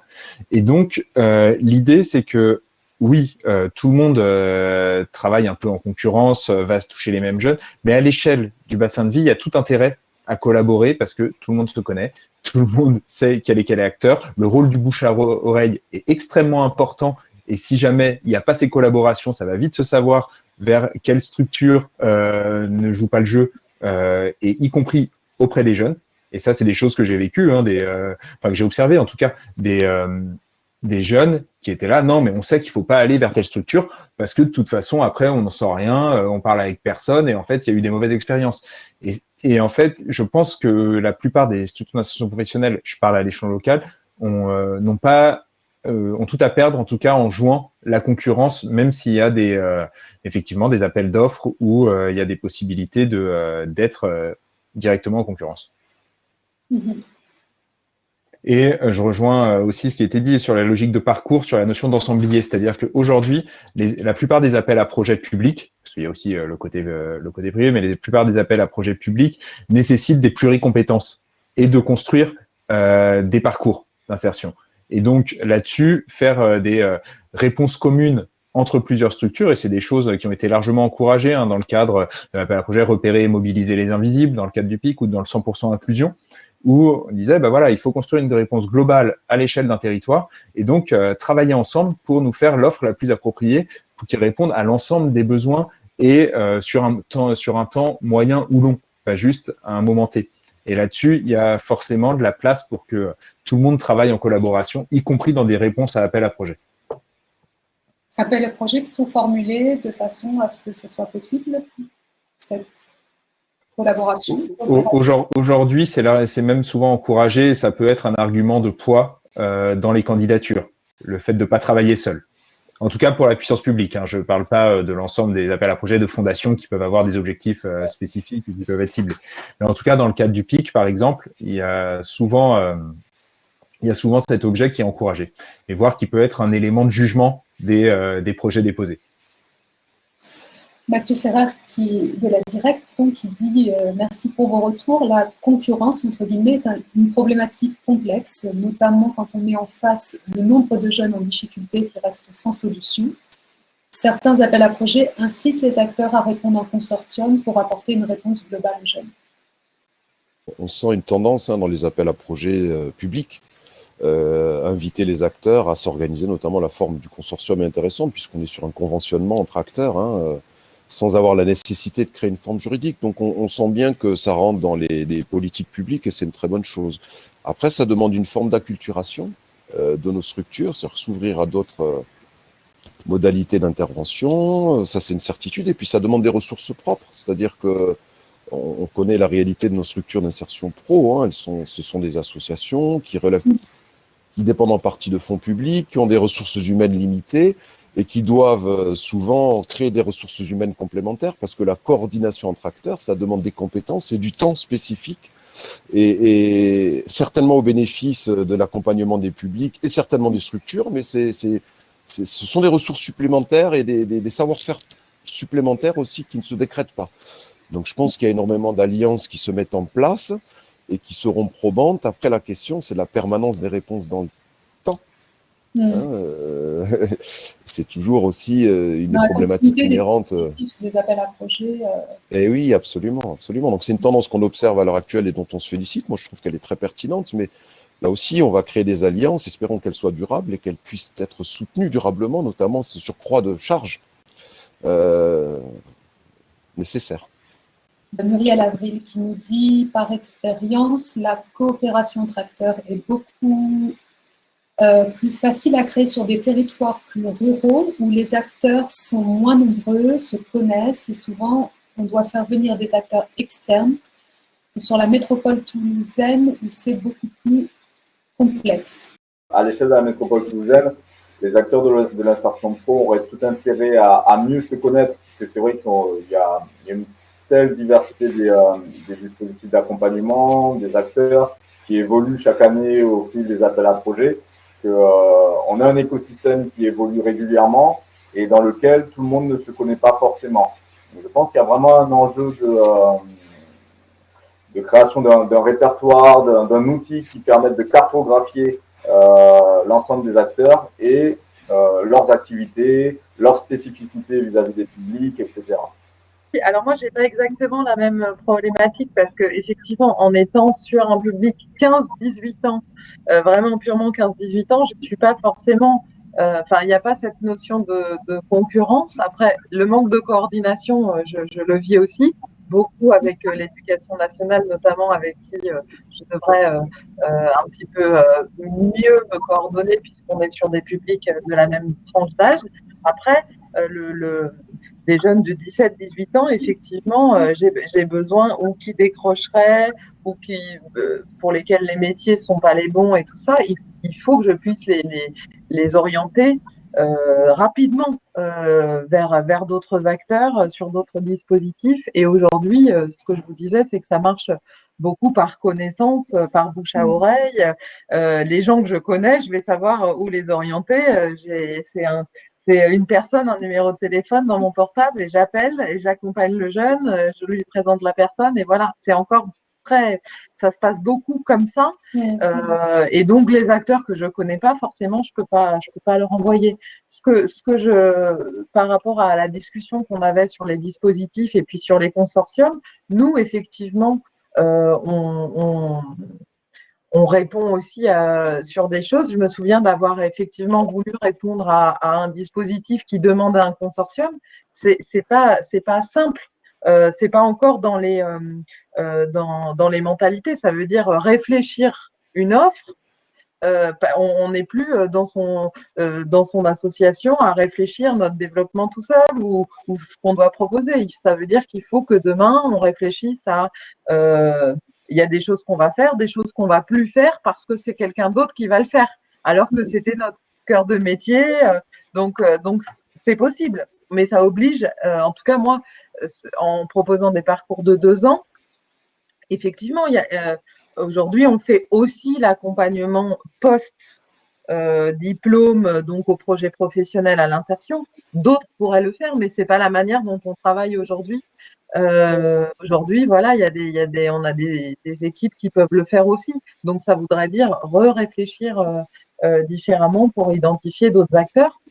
Et c'est d'autant plus difficile que les dispositifs évoluant, tout le monde s'est un petit peu à adapter aussi son offre aux dispositifs qui évoluaient. Ah bah, on finance des dispositifs de 4 mois. Ah bah, maintenant, c'est de 8 semaines. Et puis demain, Et du coup, on a proposé des choses, moi, pas personnellement, puisque du coup, on est resté toujours sur 2 ans, mais d'autres acteurs ont proposé et se sont adaptés. Et du coup, il faudrait revoir tout ça. Donc, ça peut se faire. Mais effectivement, je pense qu'il faut aussi un peu de temps pour apprendre à travailler de cette manière-là et former des gens à coordonner des actions à plusieurs, en tout cas.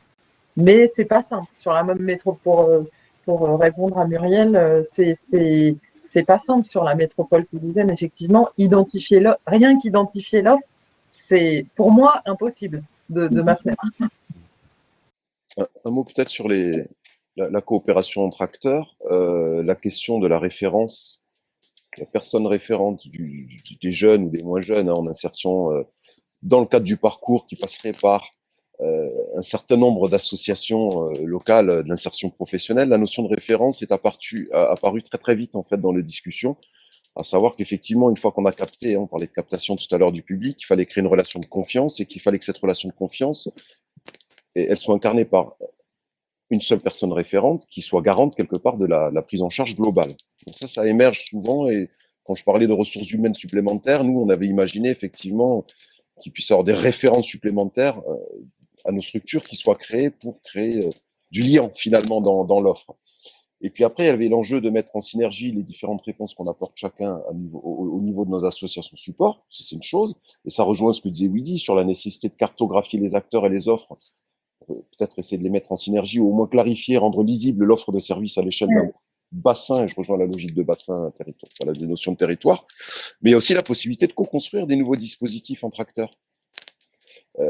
Qui soient des réponses co-construites et pas uniquement la déclinaison des dispositifs qui existent déjà dans nos structures. Et je pense que c'est aussi une piste intéressante, quoi, et ce à quoi nous invitent les appels à projets notamment, toujours avec la question de la permanence et de la pérennité de ces dispositifs-là, mais voilà, ça nous oblige à faire un pas de côté, et je trouve qu'on est sur des solutions qui peuvent être intéressantes.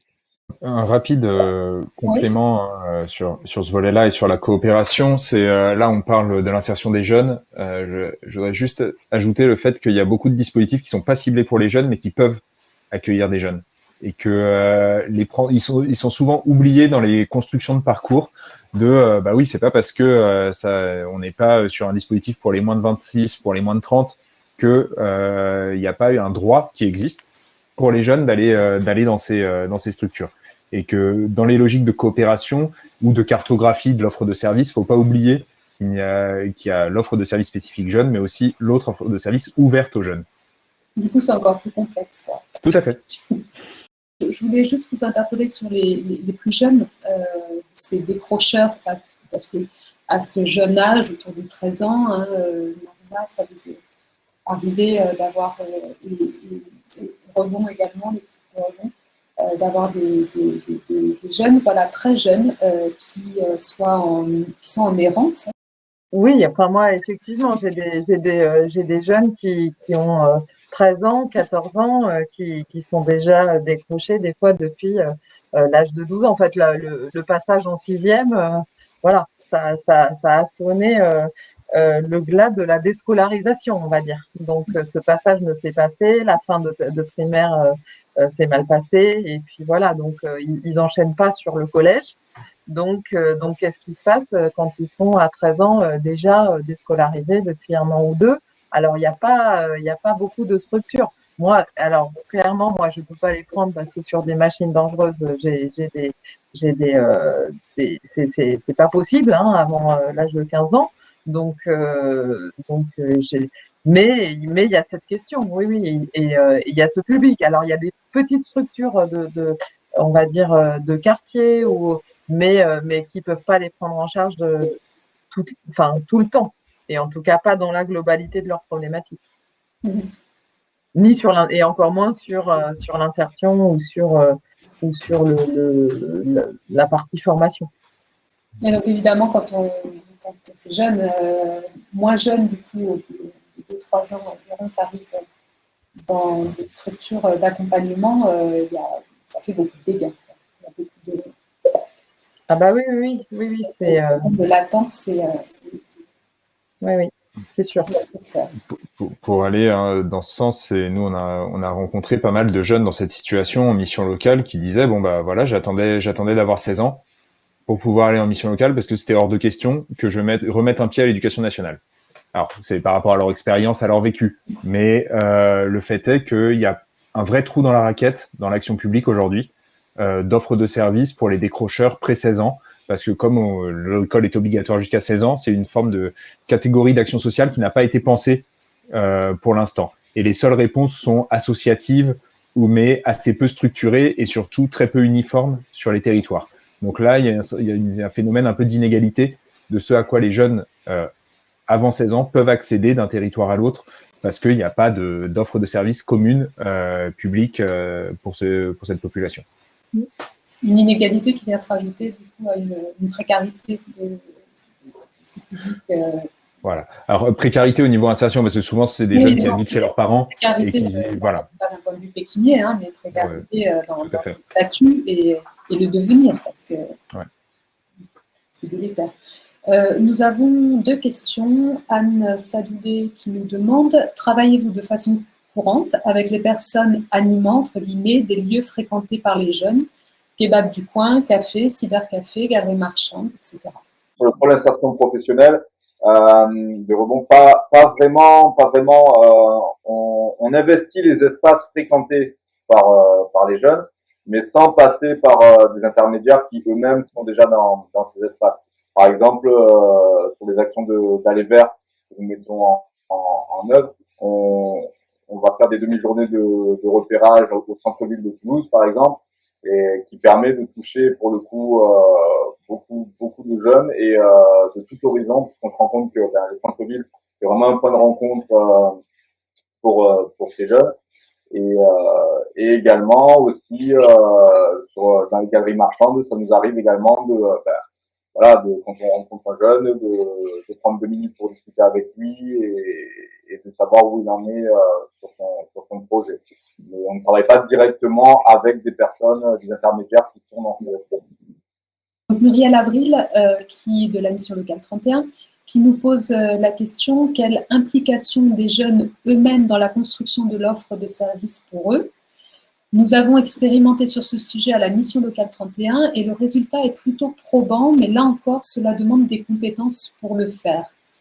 Elle ajoute « Le décloisonnement de l'offre de services de l'éducation nationale et celle des missions locales serait pertinent. » Peut-être juste pour un mot très rapide sur la première question, hein, c'est vrai que aujourd'hui, faire des jeunes des acteurs de leur propre parcours, c'est quelque chose qui est un peu, pas fondamental, mais en tout cas qui donne des résultats bien meilleurs en termes d'accrochage et surtout de fidélisation des jeunes, c'est-à-dire fidélisation dans le sens où ils acceptent de s'inscrire dans un parcours long.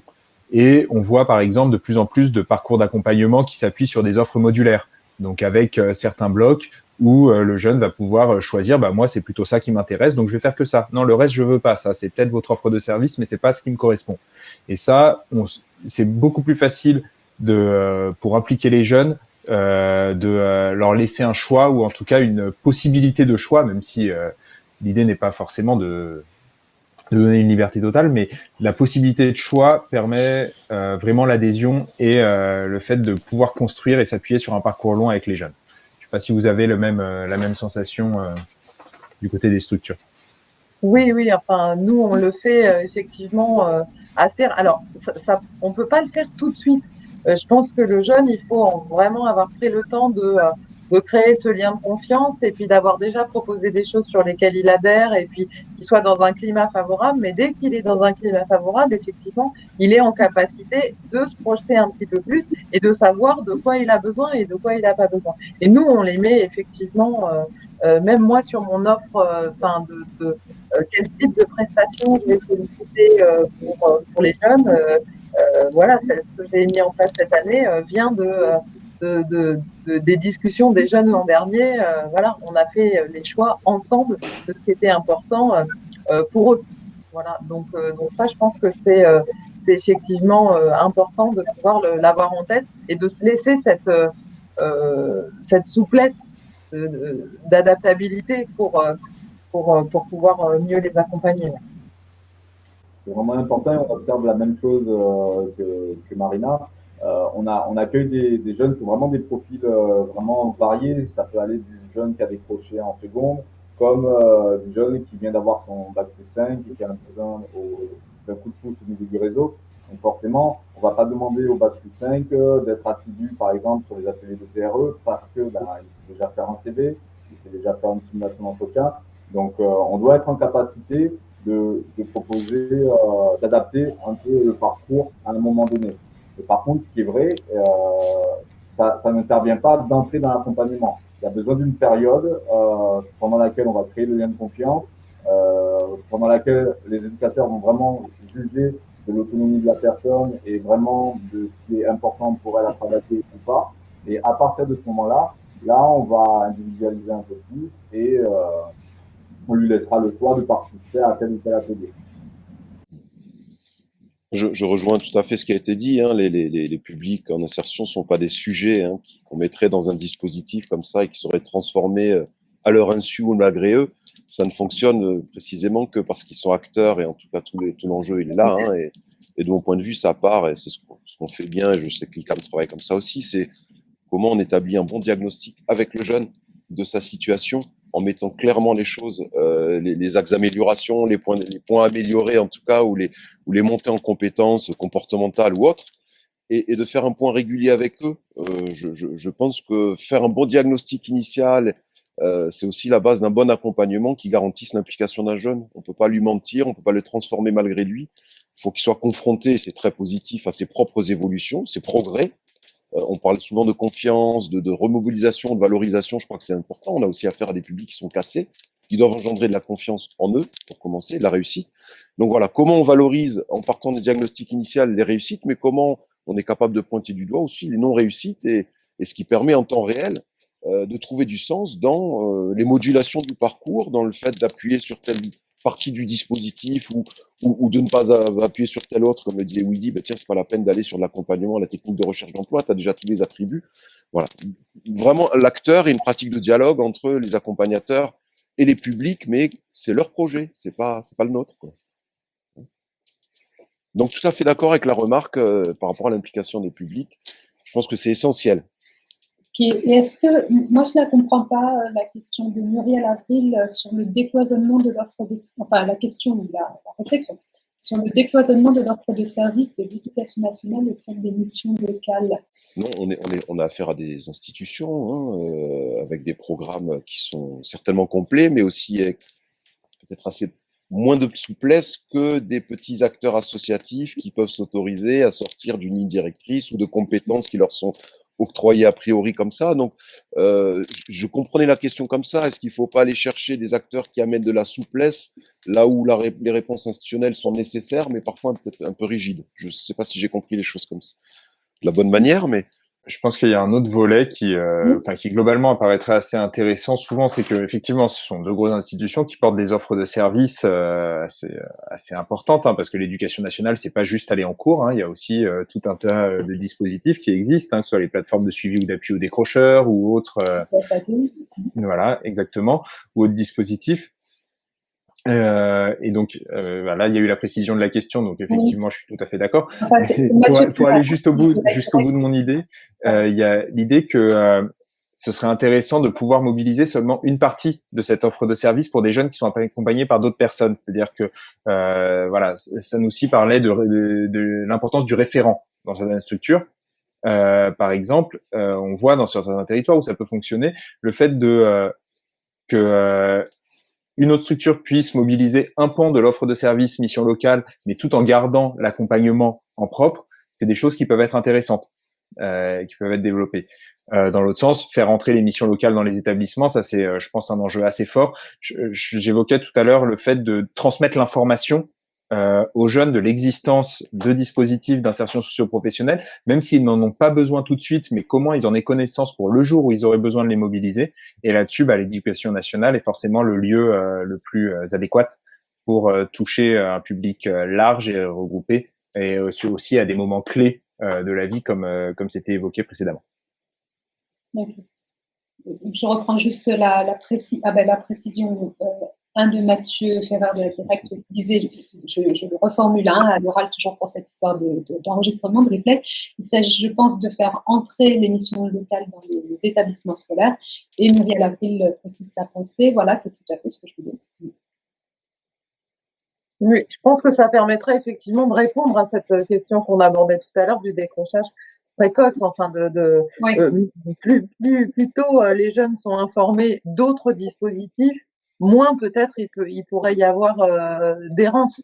Enfin moi à mon niveau l'éducation nationale, enfin certains lycées, collèges, etc., connaissent l'école de production de l'ICAM comme une solution possible pour un jeune qui décrocherait, mais c'est encore des personnes qui connaissent. C'est pas forcément, ça se passe pas au niveau institutionnel. Et je pense que il y aurait effectivement, les jeunes ont besoin d'être informés d'autres solutions. Et nous, on voit bien des jeunes qui arrivent chez nous. C'est pas l'école qui leur en a parlé, c'est leur éducateur, c'est la famille qui a trouvé quelque chose sur Internet. Alors que bon, effectivement, ils y sont à l'école à un moment donné. Ils pourraient avoir connaissance d'autres dispositifs et ça éviterait les moments d'errance entre deux structures qui sont jamais bonnes dans ces moments-là. D'accord. On pourrait en parler encore des heures, mais il retourne. Il est 12h29, donc je lis la dernière contribution de Muriel Avril qui nous dit, donc par rapport à sa précédente intervention, exemple, certains jeunes scolarisés qui envisagent de s'orienter vers de l'apprentissage l'année suivante souhaiteraient être aidés dans ce sens, mais ne peuvent être accompagnés chez nous tant qu'ils n'ont pas terminé leur scolarité. On se marche sur la tête. On va terminer là-dessus. Allez. Je vous remercie à tous de votre participation, pour vos questions fort intéressantes, vos contributions qui ont contribué à nourrir ce débat. J'espère que ça vous aura intéressé, que nous pourrons poursuivre ces échanges, comme je vous le disais, sur la chaîne thématique dédiée dont nous allons donner des nouvelles très prochainement, que ce soit par Slack ou par Teams. Merci à tous. À très bientôt. Merci. Bonne journée. Au revoir. Merci. Au revoir. Au revoir.